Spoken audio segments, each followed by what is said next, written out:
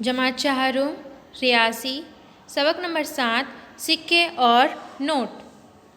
सिक्कों और नोटों का खुर्दा यानी चिल्लर।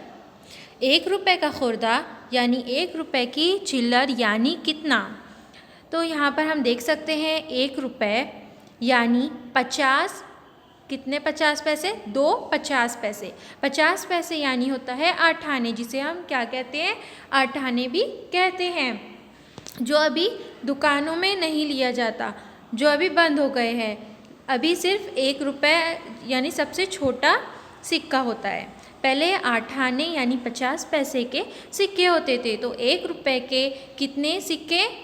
1 रुपये की खुर्दा यानी 50 पैसों के 2 सिक्के।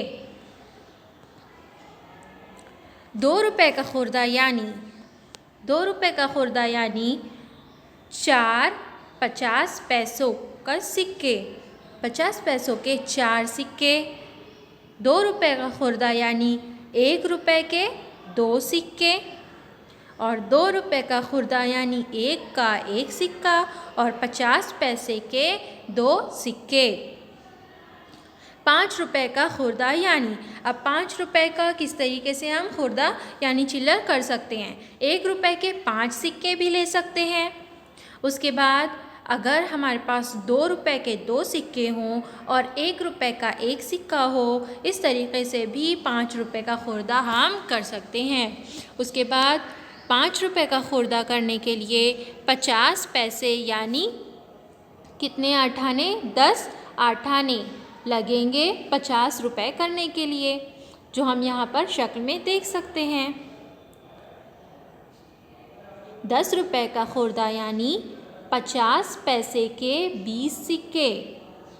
10 रुपये के लिए हमने कितने सिक्के लिए थे? 5 रुपये के लिए 10।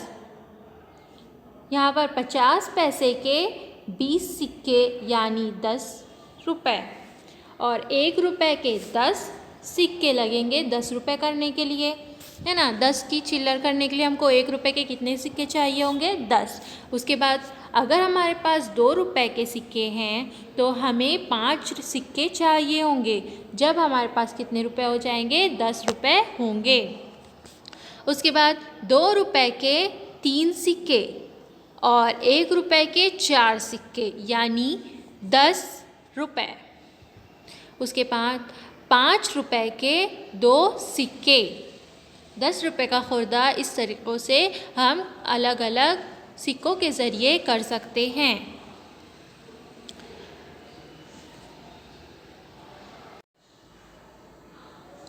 नीचे शक्ल में दिखाया गया है। दूध का बिल 452 रुपये हुआ। आपको देने के लिए मेरे पास खुले रुपए नहीं हैं। अब यहाँ पर एक दूध वाला है और एक सलीम है और उसकी वालिदा है, उसकी माँ है। तो ये बातचीत चल रही है। दूध का बिल 452 रुपये हुआ। आपको देने के लिए मेरे पास खुले रुपए नहीं हैं। दूध वाला कहने लगा। सलीम की माँ ने कहा, मेरे पास 500 रुपये का नोट है। अब वो दूध वाले को पैसे किस तरीके से देंगी? माँ ने कहा, सलीम जाओ ज़रा दुकान से 500 रुपये का खुर्दा यानी चिल्लर ले आओ। तो सलीम किस तरीके से चिल्लर लाएगा? 500 रुपये का नोट यानी 100 रुपये के 4 नोट हो गए 400। उसके बाद 50 का एक नोट हो गए कितने? 450। फिर 20 का एक नोट और 10 के 2 नोट, ये हो गए 40। और नीचे 2 रुपये के 5 सिक्के यानी ये हुए 10 नोट। तो ये सब मिला के हुए ऊपर 450 हुआ था, 100 के 4 नोट और 50 का एक नोट मिला के 450, और नीचे 20 10 10 और चिल्लर 10 की चिल्लर मिलाकर हो गए पूरे 500 रुपये। सलीम ने खुले पैसे इतने लाए।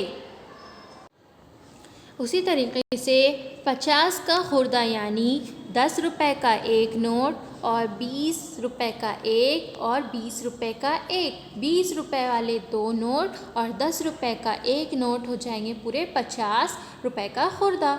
उसके बाद 50 रुपए का और खुर्दा यानी चिल्लर करने के लिए हम 10 रुपए के 5 नोट भी ले सकते हैं। 10 रुपए के 5 नोट यानी 50 का खुर्दा।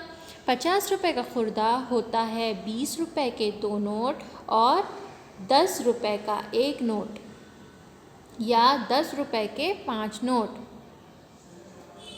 उसके बाद 20 रुपए। 20 रुपए का खुर्दा होता है 5 रुपए के 4 सिक्के और 10 रुपए के 2 सिक्के या 10 रुपए का एक सिक्का और 5 रुपए के 2 सिक्के। इस तरीक़े से हम 20 रुपए का खुर्दा निकाल सकते हैं। इसके और भी तरीक़े हैं, हम अलग अलग तरीक़ों से 20 रुपए का खुर्दा भी निकाल सकते हैं।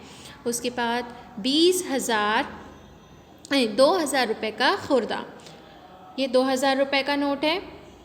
2000 रुपए का खुर्दा किस तरीक़े से कर सकते हैं, तो यहाँ पर लिखा है 20 रुपए के 100 नोट यानी 2000, 50 रुपए के 40 नोट यानी 2000 रुपए, 100 रुपए के 20 नोट यानी 2000 रुपए, 500 रुपए के 20 नोट यानी 2000 रुपये। अब हमने खुर्दा यानी चिल्लर पढ़े हैं, इसके बाद हम बंदा करना पढ़ेंगे। बंदा करना यानी किसी रकम के छोटी कीमत के नोट या सिक्के देकर इस रकम के बराबर ज़्यादा कीमत के नोट या सिक्के लेने को बंदा या बंद करना कहते हैं। यानी छोटी कीमत के नोट देकर बड़ी कीमत के नोट लेना क्या कहलाता है, बंदा करना कहलाता है। जैसे 100 रुपए का बंदा यहाँ पर दिख रहा है 100 रुपये, इधर 50 रुपए का एक नोट, 20 रुपए के दो नोट और 10 रुपए का एक नोट, ये हो गए पूरे 100 रुपये। 50 का एक और ये 20 और 10 मिलाकर 50, ये 100 रुपये का क्या है, खुर्दा। अब इसका हमको बंदा करना है, तो बंदा करने के बाद क्या हुआ, 50 के दो नोट हमको मिलेंगे, तो इसे कहते हैं बंदा करना।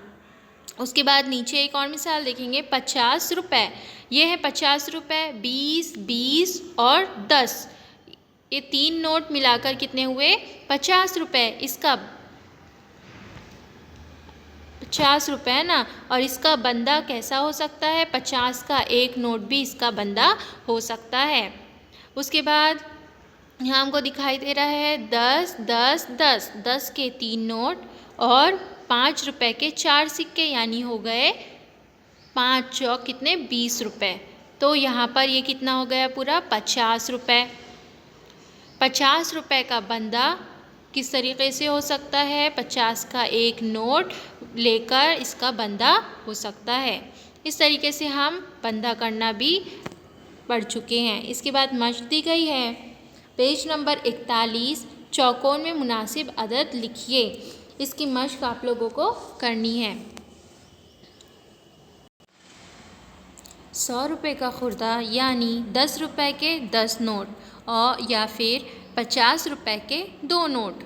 100 रुपये के नोट की कीमत 10 रुपये के नोट की कीमत का 10 गुना होती है। इसी तरह 100 रुपये के नोट की कीमत 50 रुपये के नोट की कीमत का दुगना होती है। यानी 50 रुपये के इसमें दो नोट लगेंगे तो 100 रुपये हो जाएंगे, और 10 रुपये के कितने नोट लगेंगे, 10 नोट जब 100 रुपये होंगे।